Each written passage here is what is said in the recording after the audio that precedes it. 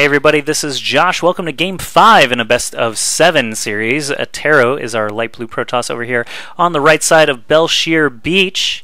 His opponent today is going to be coL.TriMaster, the green Terran, up on the top left side spawn.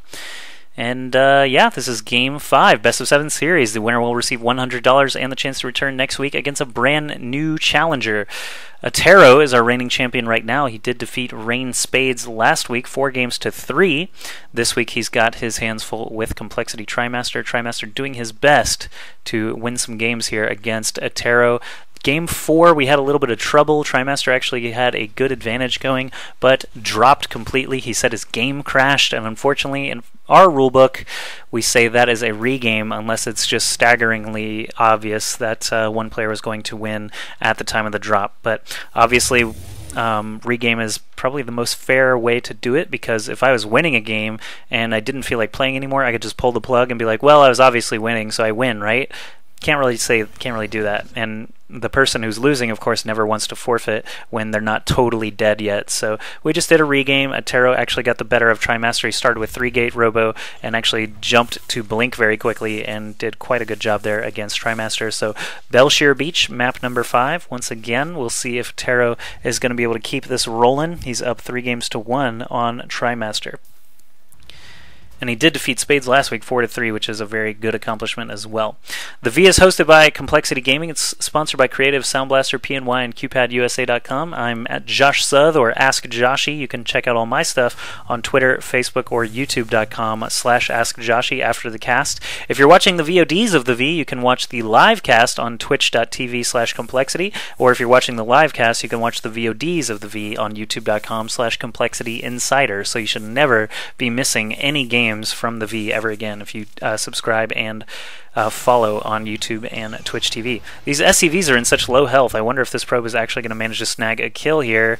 One more hit from that probe would do it if TriMaster doesn't repair him back up, but it looks like he is going to be a little bit too quick, and the probe is going to have to slip back out. Did TriMaster get a scout into AskJoshy's base? I don't actually see one. No. TriMaster actually hasn't scouted yet at all. That's kind of surprising. So it looks like he was focused quite a bit on this scouting probe of AskJoshy and not scouting any of his own. I think he realizes that 3-gate robo with an expansion is pretty much the only thing he should expect from AskJoshy, because it keeps working. Mule going crazy on these minerals, gathering them up a million at a time.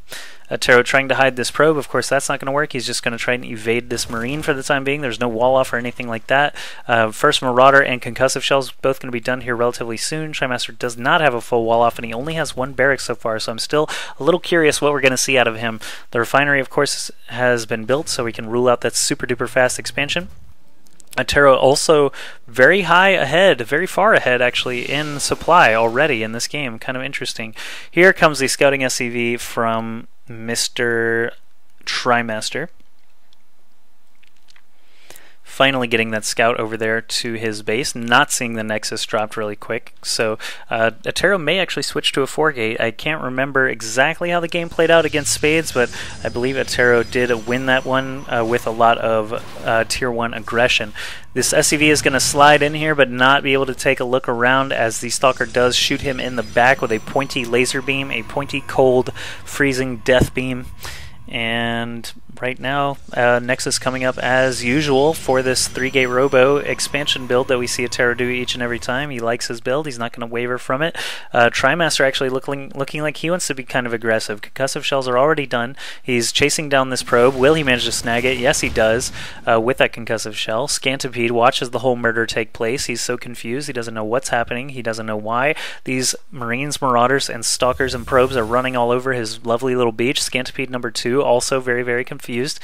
TriMaster sending another SCV now. I wonder if he's going to try any bunker tactics over near the natural of AskJoshy. AskJoshy does have a good number of Tier 1 forces already waiting, though, if he does try some shenanigans. It looks like TriMaster really just wanted to try and pick off some free probes out there in the wilderness. Barracks number 3 is coming up. Of course, that means 2 tech labs and a reactor.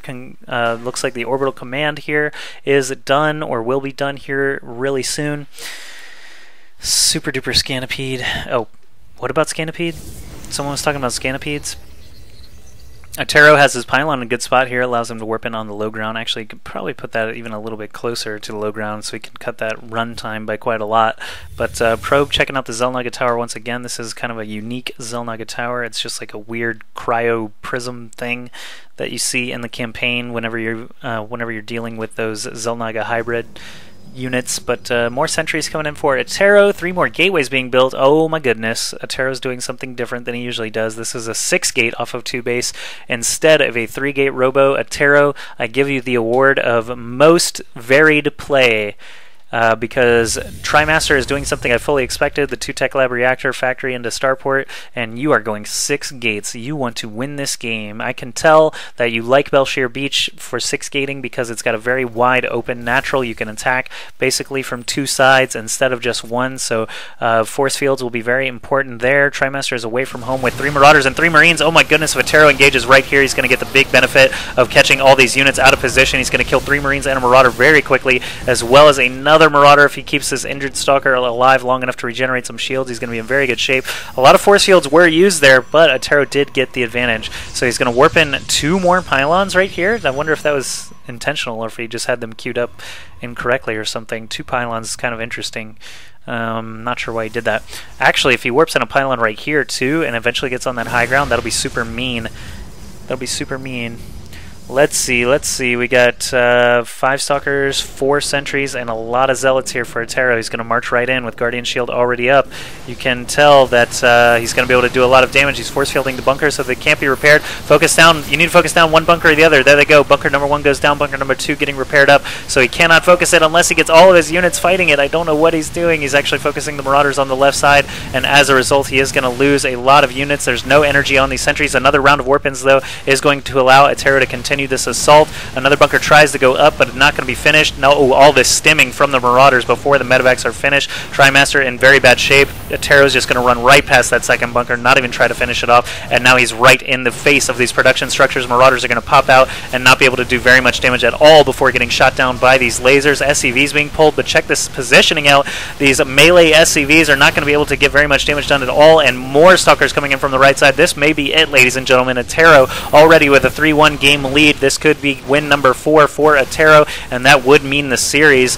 No real fighting forces left here for TriMaster. Only 3 Marauders and a single medevac against 10 Stalkers, a Zealot, and a Sentry. He is going crazy on these supply depots, but TriMaster has so few units, this isn't even going to supply block him. Things look very grim indeed. Finally, TriMaster is in the red after losing 4 supply depots. The starport being focused down now. He probably could just gun it for these SCVs and try to finish off the last of these fighting forces. Attero with another big round of warp-ins there. I think this should be all she wrote. TriMaster with the G, Attero with the GG, and Attero wins a 2nd week in a row, defeating Complexity TriMaster 4-1. Huge congratulations for Attero. Very quick and dirty game there on Bel'Shir Beach.